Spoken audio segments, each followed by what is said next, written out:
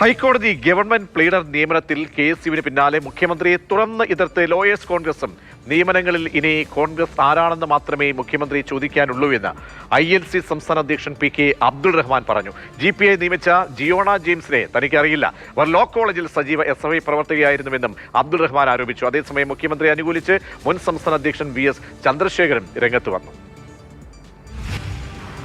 ഹൈക്കോടതിയിലെ പ്ലീഡർ നിയമനത്തിന്റെ പേരിൽ കോൺഗ്രസിലുള്ള പൊട്ടിത്തെറികൾ അവസാനിക്കുന്നില്ല. അലോഷ്യസ് സേവിയറിന് പിന്നാലെ മൂർച്ചയുള്ള വാക്കുകൾ കൊണ്ട് മുഖ്യമന്ത്രിയെ തുറന്നെതിർക്കുകയാണ് ലോയേഴ്സ് കോൺഗ്രസിന്റെ സംസ്ഥാന അധ്യക്ഷൻ PK അബ്ദുൾ റഹ്മാൻ. നിയമനങ്ങളുമായി ബന്ധപ്പെട്ടൊരു KSU ആരാണ്?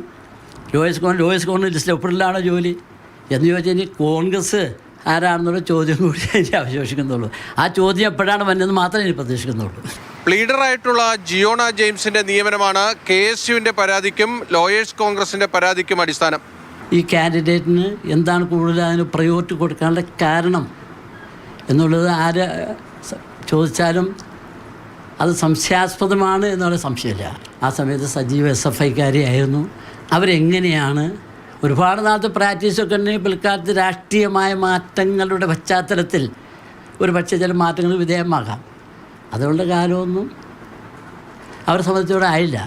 എന്നാൽ അബ്ദുൾ റഹ്മാന്റെ നിലപാടിനെ തള്ളിക്കൊണ്ട് 2022 ഹൈക്കോടതിയിലെ ലോയേഴ്സ് കോൺഗ്രസിന്റെ യൂണിറ്റ് കമ്മിറ്റിയുടെ വോട്ടർ പട്ടിക പുറത്തേക്ക് വന്നു.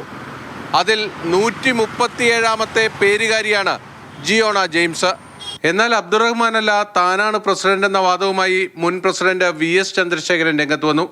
തൻ്റെ രാജി താൽക്കാലികമായിരുന്നു, അത് സ്വീകരിച്ചിട്ടില്ല. സർക്കാരിന്റെ GP നിയമനം സുതാര്യമാണെന്നും മുഖ്യമന്ത്രിയെ മോശക്കാരനാക്കാനാണ് ഒരു വിഭാഗം ശ്രമിക്കുന്നത്, അവരെ സംഘടനയിൽ നിന്ന് പുറത്താക്കണമെന്നും VS ചന്ദ്രശേഖരനെ അനുകൂലിക്കുന്നവർ ആവശ്യപ്പെട്ടു. ഇപ്പോൾ അദ്ദേഹം സകല മര്യാദകളും സീമകളും ലംഘിച്ചിട്ടാണ് ഈ മറ്റുള്ളവരുടെ അജണ്ട നടപ്പാക്കാൻ ശ്രമിക്കുന്നത്. ഈ ILC ഭാരവാഹികളെ അതിൽ നിന്നും പുറത്താക്കണമെന്നും അവർക്കെതിരെ കർശന നടപടിയെടുക്കണമെന്നാണ് ഞങ്ങളെല്ലാവരുടെയും തീരുമാനം.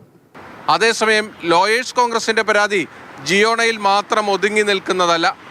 അർഹരായ പലരെയും പ്ലീഡർ നിയമനത്തിൽ പരിഗണിക്കപ്പെടാതെ പോയി എന്നാണ് അവരുടെ ആരോപണം.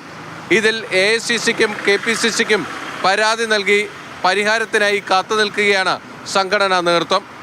ബിനിൽ, മാതൃഭൂമി ന്യൂസ്, കൊച്ചി.